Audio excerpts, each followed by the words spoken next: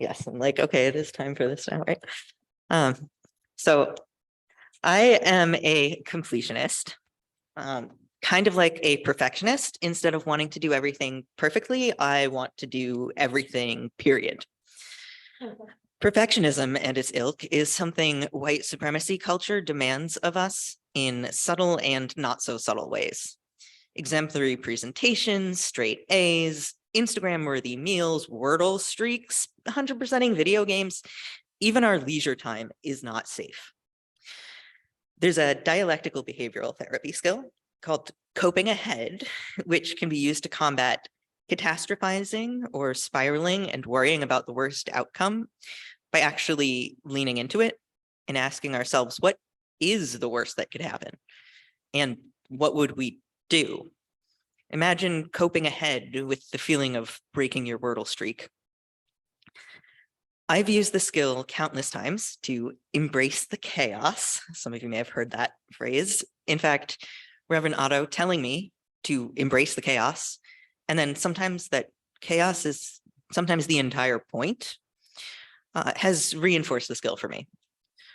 I often say I come to church to be uncomfortable in the good way. My favorite service has become the annual no rehearsal Christmas pageant. That is full of holy chaos. I would, of course, love to know beforehand how the service is going to go, who's going to read which parts, how long it's going to run, all of that. But we don't know before we dive in, and that's part of what makes it so special.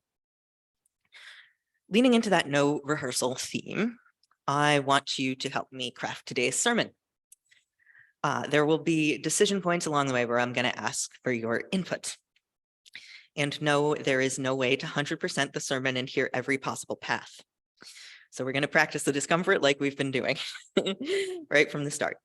So maybe it feels stressful knowing you can't 100% it, or maybe it feels liberating, or maybe both. And so I invite input now by show of hands, and you can vote twice or not. Also, do we have people on that? Yeah, okay. How many of you find that stressful, that you can't 100%? I see some hands. I see a wait a minute. Okay. What about liberating? Oh, I see a hand. I see a couple of hands. Okay. So most of you consider it stressful. I can relate, or at least that was the most of the votes that I saw was for stressful. So how do we harness the liberatory feeling? Spiritual insights can sometimes come from places we least expect them. Our faith recognizes this in our long list of sources. I had one of those moments of feeling the thoughts coalescing in my head around this service when I was actually tuned into a virtual conference for work. Tuned into a talk by Michael Berman, recipient of EDUCAUSE's 2022 Leadership Award. EDUCAUSE being a professional organization that I'm involved with around IT and higher ed. One of Michael Berman's key points was that everywhere he goes, even and especially in the highest leadership positions, he knows he won't get to implement and improve everything he wants. Imagine that. Going into a job knowing you're not going to do everything that's asked or expected of you, but still doing well enough at the important things to be recognized as a leader. I had a recent situation myself on a much smaller scale where I took on an intern, which I was really excited about, but it was tricky as I took over managing the intern halfway through their internship. So one of my mentors, David Seidel, advised me that I would probably have to settle for building the ramp, not making the jump. That stuck with me. David, I have learned a lot from, also keeps an ongoing document entitled Stuff I Can't Solve Right Now. Simple and straightforward and brilliant. And when he first told me about it, I was on the call and literally pulled up Google Drive and went, I'm making one of those right now. It's a great way for me to get issues that stop them swirling around in my head.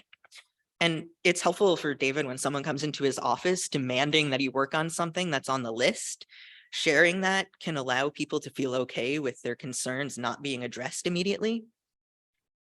Most of all, it gives David the permission to set the issue aside. He may not even get to it in his time at that job. He's still doing valuable work. So I invite you to practice living into that space of never knowing when something is going to be complete. Start small, build up. Read a book with a hanging ending. Break your Wordle streak or Duolingo. Forgive yourself for not finishing a project. You may find things to get a little less scary, a little more flexible, a little more liberating. Want to know something I find funny? Yeah. I am still not sure I've quite figured out what this sermon actually is, but I'm still up here talking, preaching even, but hey, it's about not knowing. So it felt thematic to take the risk. So I want to talk about success. And I'm an event planner, so I often ask myself, what makes an event successful? Is it successful if lots of people show up? What if, as Leah Lakshmi Pyapsna Samarasinha says, someone has a panic attack, the show starts late, and the carpet breaks someone's wheels? What if all that happens and there's still a show? So how do you measure success in your life? This is not a leading question with a right answer. This is not one of the decision points of the sermon. So my challenge to you is not to ask you necessarily to change how you're defining success, but to evaluate. How are you thinking of success? Is it what truly matters to you? In a book I like called Crucial Conversations, the authors invite you to ask yourself, what do I want from this situation? And then the follow-up that just blew my mind, what do my actions tell me about what I want? This framing has helped me both to understand my true motives in some situations and adjust my actions to what I say I want in others.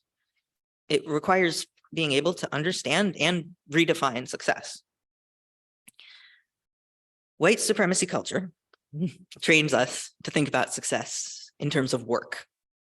How much we produce, how many hours we spend at work, how willing we are to sacrifice our own well-being for the sake of our career. I promised at least one meme in today's service. So I will share with you a quote from author Nicola Jane Hobbs that shakes up that notion of success that I saw on Facebook. Hobbs says, instead of asking, have I worked hard enough to deserve rest? I've started asking, have I rested enough to do my most loving, meaningful work? The thing is, rest takes time. Time that I don't know about for you, but my brain is constantly reminding I could be doing this thing or this other thing. How can I make art while my pile of laundry grows and grows, or read for leisure when there are dishes in the sink, or play video games when there are books to be read? I almost said dishes to be read. How do I let myself relax when not everything is done? After all, as Lynn McLean Brown says, rest that is spent in shame is not real rest. And how can I be comfortable with unresolved and unresolvable business? So yes, this means we're also going to talk about death. In a moment, I will ask for input on which way you want the sermon to go, whether you want to focus on things relevant to this congregation or take a more general approach. So while you're deciding, I will tell you about something different, my approach to conferences over the years. So have you ever seen a schedule grid where things are plotted like the time against the topic, so you can quickly understand which sessions you have to decide between at any given time slot? So I tend to mark whatever I'm most interested in every time slot. I used to go to every session I marked, but I quickly learned that was not how I was going to get the most out of my experience. Now, I'll often mark multiple things in a time slot, not everything, just narrow it down a little. When I get to the conference, I'll use it as a guide rather than a plan. I probably attend about 20% of what I select, maybe 40, and that's if I'm not having too great an experience. The 20% I do get to is based on things like how I'm feeling, schedule changes, or if I'm having excellent hallway conversations, because making connections and learning are what defines a successful conference for me. Okay, so y'all ready for that poll? Who wants to talk about stuff relevant to this congregation? The grief part. General, a general approach. Okay, we're doing general. So going the general route, I'm still going to tell you a story. It just won't be one of ours. It starts with a question. Is it worth doing something if you know you may not finish? I recently came across a Huffington Post article by someone named David Myers titled, "I have just months to live. Instead of making a bucket list, here's what I'm doing before I go." Myers tells his story of learning to knit with his son Abe and of being diagnosed with glioblastoma when Abe went to college. Excuse me. After the diagnosis, Myers used knitting as a way to keep his hands busy and his mind calm, and as a way to feel connected with those around him. He dreams of knitting a sweater for his son, but doesn't believe he'll have enough time left to complete it. At a yarn swap, someone learns his story and gifts him a large amount of very specific yarn that had been looking for the right home and made him promise to start on that sweater anyway. Myers talks with others about the fear of starting something new as he lets the yarn sit untouched. He writes powerfully in the article, "Often when someone is diagnosed with advanced cancer, friends and family offer advice to stay strong and be positive, insisting that the person will beat even the most aggressive form of the disease. For me, these types of well-intentioned comments are not comforting. Instead, they highlight our culture's fear of dying and its denial of death." So I'm the kind of person who likes to approach issues head on. These words from Myers are especially resonant with me. Why should we pretend like everything is going to be okay? That's for fiction and escapism, which absolutely has its place. Sometimes we need that. But as human beings, we also need to be able to hold the duality of wanting everything to be okay and knowing that sometimes it won't be. And that doesn't mean we shouldn't try anyway. Myers eventually starts knitting the sweater and finds meaning and memory with every stitch, and says about his son, "If I am unable to finish it, I am confident he can knit the final stitches himself. Either way, he will know that my love for him helped me learn to live fully, even while dying." Deep breath. Deep breath. For me, that's a tough topic. So we've touched upon the really hard stuff. So let's talk about some more mundane, everyday stuff. I invite you to practice discomfort intentionally every day, small discomforts, by practicing intentionally when you are in a mentally and physically safe space. You can prepare yourself for discomfort when it can surprise you and you may feel less safe. So I start my day after snoozing my alarm a few too many times by making my bed. Does anyone else here also start your day by making your bed? Yeah, I see a lot of hands. So why? Why do you do that? And yes, I am asking for a few answers. Yes.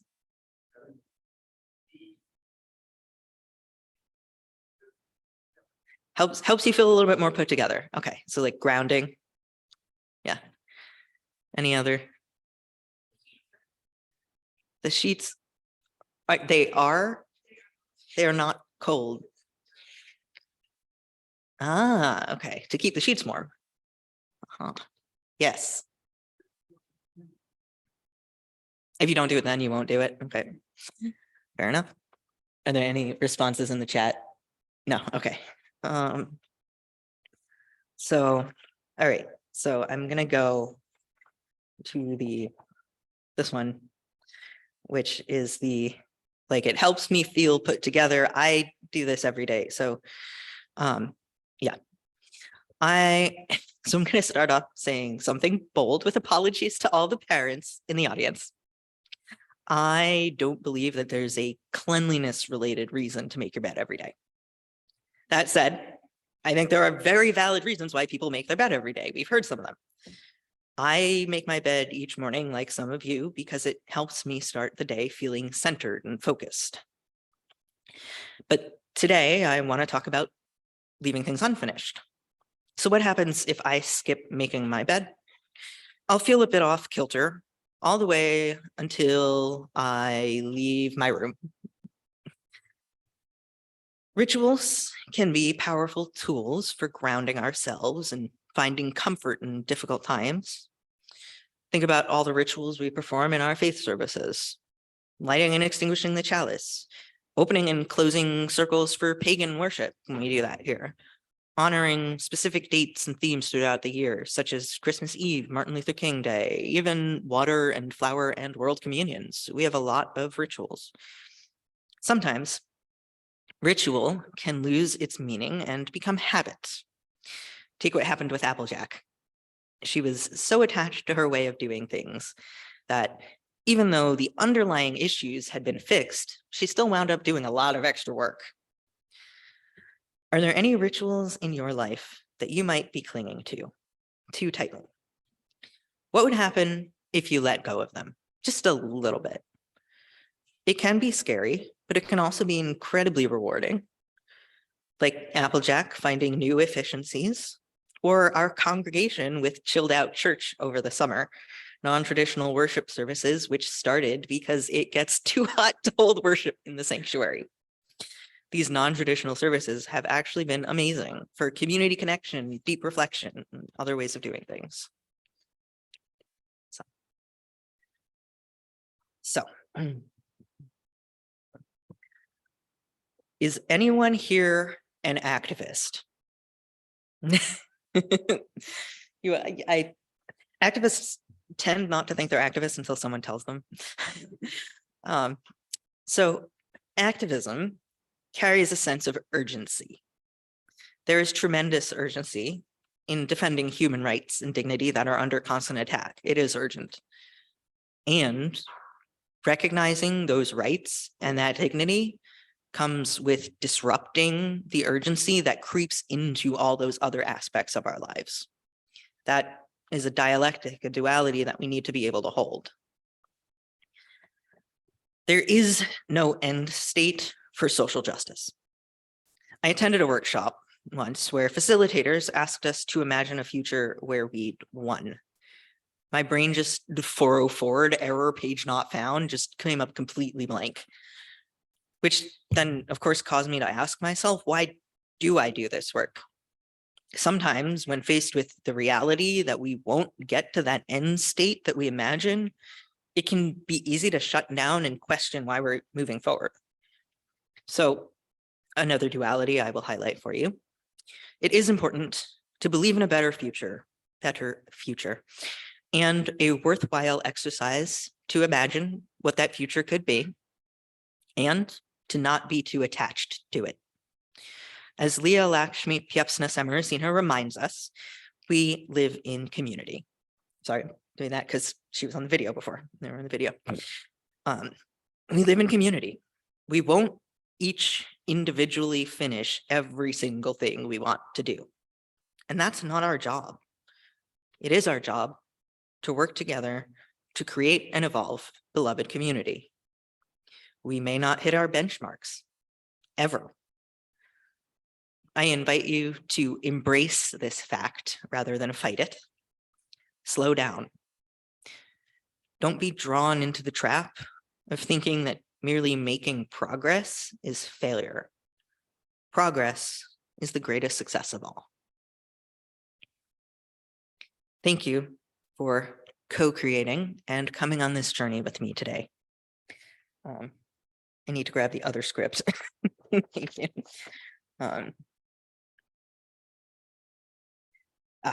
There it is. So, thank you. Yes, okay, I'm at the right point. You can tell I don't do this often. Now is the time in our service where we celebrate the bounty in our lives by sharing some of that bounty with others. Today's offering will be shared with a wonderful organization that also has personal meaning to me. Malden Overcoming Addiction, a local organization whose mission is to connect the community with support and recovery services, remove the stigma of addiction, and fight to eliminate overdose fatalities in Malden and surrounding communities. They offer a wide range of resources for those in active addiction and recovery and their family members, and welcome anyone who wants to join them in this work. If you are in the sanctuary, the ushers will come by with baskets. If you are online, we will put the link in the chat. If this is your first time in worship with us, please let the basket pass you by. Your presence is your gift. And for this offertory hymn, the lyrics will be in the slideshow. If you know it, or if you want to pick it up along the way, please